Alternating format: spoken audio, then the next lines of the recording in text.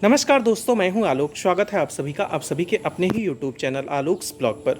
दोस्तों, इस समय हमारे गार्डन के अंदर जितने भी परमानेंट प्लांट्स हैं, बारिश की वजह से जो है वो खूब अच्छे से ग्रोथ कर रहे हैं। बहुत अच्छी ग्रीनरी हमारे गार्डन के अंदर निकल के आ रही है। साथ ही साथ जो है जितने भी हमारे प्लांट हैं उनके अंदर खूब अच्छे से फ्लावरिंग जो है वो चल रही है। हमारे जो प्लांट जिनके अंदर अभी तक फ्लावरिंग नहीं हुई थी वो भी धीरे धीरे करके फ्लावरिंग पर आ रहे हैं। और यहाँ पर मेरे कुछ नए प्लांट्स थे जिनके अंदर अब फ्लावरिंग खूब अच्छे से शुरू हो चुकी है, जैसा कि आपका अलमंडा प्राइड ऑफ इंडिया और यहाँ पर ये आपकी मधुकामिनी। इन सब के अंदर खूब अच्छे से फ्लावरिंग जो है इस टाइम पर चल रही है। तो अलमंडा जो है ये एक फ्लावर इसका टूट के गिर भी गया, तो बहुत अच्छा सा इसका कलर निकल के आया है मेरे इस पौधे का। और साथ ही साथ जो है खूब अच्छे से फ्लावरिंग भी हो रही है इसके अंदर। यहाँ पर मेरा मुशंडा जो है ये पूरा एक फ्लावर बंच इसका जो पिंक कलर का निकल के आया है, ये देखने में काफ़ी ज़्यादा खूबसूरत लग रहा है। और साथ ही साथ इसकी जितनी भी टिप्स हैं इन सब पर अब फ्लावरिंग जो है बिल्कुल आने ही वाली है। मुशंडा के प्लांट हमें अपने गार्डन के अंदर ज़रूर ऐड करने चाहिए। बहुत ही खूबसूरत फ्लावरिंग इसके अंदर होती है।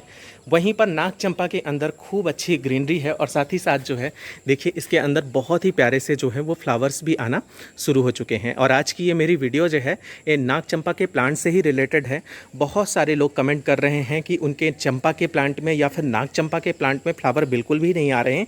धीरे धीरे करके पूरा सीजन निकला जा रहा है लेकिन प्लांट के अंदर फ्लावरिंग बिल्कुल भी नहीं हो रही है।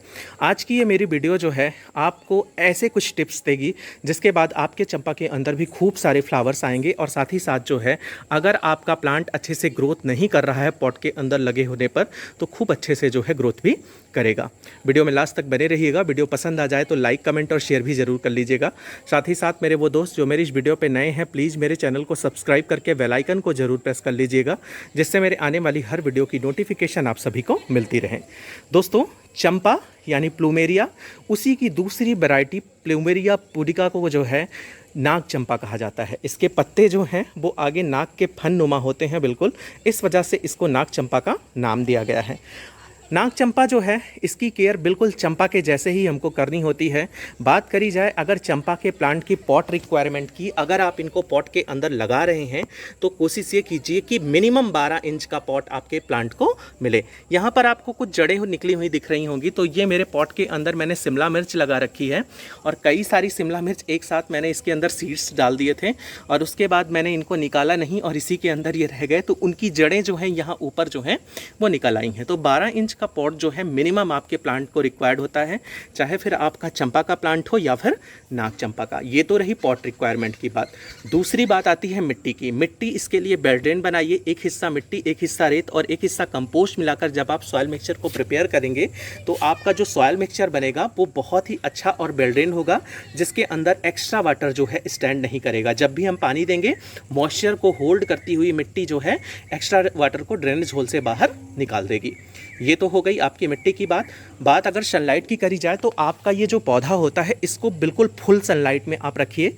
वहाँ पर इसके अंदर खूब अच्छे से ग्रोथ होगी और फ्लावरिंग भी खूब अच्छे से होगी। बहुत सारे लोगों के साथ तो यही दिक्कत होती है कि वो अपने प्लांट को शेड में किसी एरिया में रख देते हैं या फिर इनको सनलाइट कम मिल पाती है, जिसकी वजह से इनके अंदर फ्लावर्स नहीं आते हैं या फिर ग्रोथ अच्छे से नहीं हो पाती है। और कभी कभार तो इतनी ज़्यादा ग्रोथ होती है, खूब ग्रीनरी निकल के आती है, लेकिन फ्लावर्स बिल्कुल भी नहीं आते हैं। तो ये कम सनलाइट मिलने की वजह से होता है। फुल सनलाइट में रखिए। अगर पॉट के अंदर लगा हुआ है तो मिनिमम 5 से 6 घंटे की सनलाइट भी जो है वही मिलनी चाहिए। 5 से 6 घंटे की कम से कम सनलाइट आपके पॉट इस प्लांट के लिए जो है मस्ट रिक्वायर्ड है। अब बात आती है आपके इस प्लांट की वाटरिंग की, तो मैंने पहले ही बता दिया पानी बहुत ज़्यादा आपके प्लांट को नहीं चाहिए होता है। पॉट के अंदर मॉइस्चर जो है वो पसंद करता है, लेकिन ओवर मॉइस्चर पसंद बिल्कुल भी नहीं करेगा। जैसे ही ओवर मॉइस्चर आपके पॉट के अंदर रुकेगा आपका प्लांट अपनी पत्तियां पीली करेगा, पत्तियां गिरेंगी और साथ ही साथ जो है अगर फ्लावर्स आने के लिए बड्स बन रही हैं तो वो बड्स भी बिना खिले जो हैं बिल्कुल काली पड़कर जो हैं वो गिरने लगेंगी। तो आपको वाटरिंग तो करनी है लेकिन पॉट के अंदर ओवर वाटरिंग आपके नहीं होनी चाहिए। ये तो हो गई पानी की बात। खाद की बात अगर करी जाए तो अब हम मेन फैक्ट हमारा यही है किस तरीके से हम अपने प्लांट को फर्टिलाइज करें जिससे इसके अंदर खूब सारे फ्लावर्स आएँ।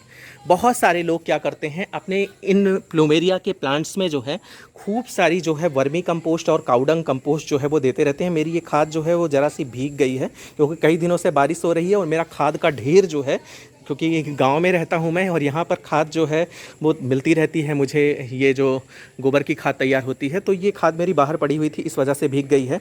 और ध्यान रहे, अगर आप वर्मी कंपोस्ट इस्तेमाल कर रहे हैं तो आप इसका दोगुना दीजिए काउडंग कंपोस्ट का। वहीं पर अगर आप काउडंग कंपोस्ट का इस्तेमाल कर रहे हैं तो जहां पर वर्मी कंपोस्ट आप 2 मुट्ठी देते हैं, वहीं पर काउडंग कंपोस्ट आप सिर्फ 1 मुट्ठी जो है इस्तेमाल कीजिए। इस तरीके से पॉट के ऊपर अगर आप डाल देंगे थोड़ा 1-1 मुट्ठी जो है महीने में एक बार, तो कोई दिक्कत नहीं होने वाली है। तो ये मेरा काउडंग कंपोस्ट है, इस वजह से मैंने 1 मुट्ठी दी। अगर आपको वर्मी कंपोस्ट देना है तो आप 2 मुट्ठी दीजिए। अब आप सोचेंगे कि क्यों मैं काउडंग कंपोस्ट जो है इतनी कम मात्रा में दे रहा हूँ, तो मैं आप सभी को बताना चाहूँगा काउडंग कंपोस्ट के अंदर बहुत ज़्यादा मात्रा नाइट्रोजन की होती है, और अगर आपका पौधा जो है वो सिर्फ नाइट्रोजन ही पाएगा तो ये ग्रोथ ही करता जाएगा, फ्लावरिंग इसके अंदर बिल्कुल भी नहीं मिलेगी।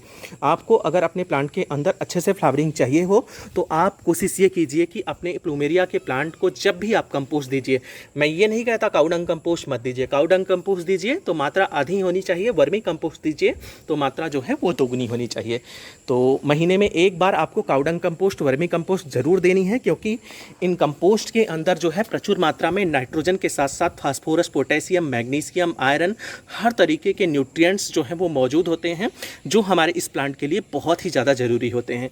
तो हमको कंपोस्ट देना है, काउडंग कंपोस्ट 1 मुट्ठी और वर्मी कंपोस्ट आपकी 2 मुट्ठी। दूसरा फर्टिलाइज़र जो है आपका, ये प्लांट जो है ये जैसे कि आपके हिबिस्कस के प्लांट को पोटेशियम रिच फर्टिलाइज़र पसंद होता है, उसी तरीके से आपके प्लूमेरिया के प्लांट को जो है फास्फोरस रिच फर्टिलाइज़र पसंद होता है। मतलब इसको ऐसा भी फर्टिलाइज़र अलग से आपको देना पड़ेगा जिसके अंदर फास्फोरस की प्रचुर मात्रा हो। तो दोस्तों ये है आपकी बोन मील। बोन मील के अंदर प्रचुर मात्रा में फास्फोरस, कैल्शियम, मैग्नीशियम, आयरन, हर चीज़ जो है उपस्थित होती है। तो हमें अपने प्लूमेरिया के प्लांट में जो है हर महीने इसका 1-2 चम्मच जो है वो ज़रूर देना चाहिए, क्योंकि प्लूमेरिया के प्लांट को जो है फास्फोरस रिच फर्टिलाइज़र मैंने आप सभी को बताया ही पसंद होता है, और इसके अंदर प्रचुर मात्रा में फास्फोरस के साथ साथ बाकी सारे न्यूट्रिएंट्स भी उपस्थित होते हैं। अब बात आती है आपके तीसरे फर्टिलाइज़र की। तीसरा फर्टिलाइज़र जो है ये आपका सागरिका का सीबीड है। ये मेरा इफ़को कंपनी का है, अगर आपको किसी दूसरी कंपनी का मिल जाता है तो आप उसका भी इस्तेमाल कीजिए। कुछ नहीं करना है, इसका एक ढक्कन जो है 5 लीटर पानी के अंदर घोलकर अपने इस प्लांट के साथ बाकी सारे प्लांट्स में दे सकते हैं। अभी बारिश का टाइम चल रहा है, वरना मैं सजेस्ट करता कि आप अपने इस प्लांट की पत्ती पर भी स्प्रे कर दीजिए, लेकिन अगर बारिश का टाइम है तो कोई दिक्कत नहीं है। जब बारिश 2-3 दिन ना हो तो आप इसका जो है महीने में एक बार, चूँकि इस फीडिंग को हमको देना ज़रूरी है, तो आप इसका एक ढक्कन 5 लीटर पानी के अंदर घोलिए और अपने इस प्लांट के साथ बाकी सारे प्लांट जिनको इसकी ज़रूरत होती है सीबीड की, ज़रूर दे दीजिए। ये मेरा लिक्विड फॉर्म है, अगर आपको इसका ग्रेनुल फॉर्म मिलता है तो आप इसके ग्रेनुल फॉर्म का भी इस्तेमाल कर सकते हैं। तो जैसा कि यहाँ पर मैंने ये 1 लीटर पानी ले रखा है, अब इस 1 लीटर पानी के अंदर हम इस सीबीड का एक ढक्कन, जैसे हम 5 लीटर पानी के अंदर डालते थे उसी तरीके से बहुत कम मात्रा, बिल्कुल जो है मुझे लगता है 7 से 8 ml होगा, इसको जो है इस 1 लीटर पानी के अंदर अच्छे से घोल कर जो है अपने प्लांट्स की रूट्स में जो है अप्लाई कर देना है।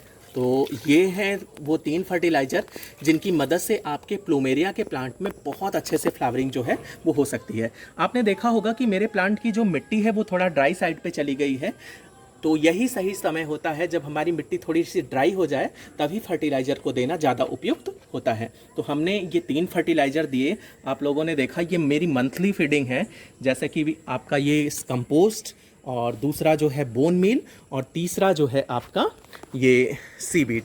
अगर सीबीड का ग्रेनुल फॉर्म हो तो आप उसके दाने भी जो है वो सीधे पॉट के अंदर जो है वो डाल सकते हैं। तो इस तरीके से जो है ये हमारे फर्टिलाइज़र हैं जिनको देने के बाद जो है आपका प्लूमेरिया का प्लांट भी जो है वो खूब अच्छे से फ्लावरिंग करेगा, बहुत अच्छे से ग्रोथ जो है वो निकल कर आएगी। चाहे आपका चंपा हो या फिर नाग चंपा, दोनों के अंदर खूब प्यारी सी फ्लावरिंग आप सभी को मिल पाएगी। कैसी लगी मेरी ये वीडियो कमेंट करके ज़रूर बताइएगा। ऐसी ही किसी नई वीडियो, नए अपडेट के साथ मिलते हैं किसी नेक्स्ट वीडियो में। तब तक के लिए bye bye and take care.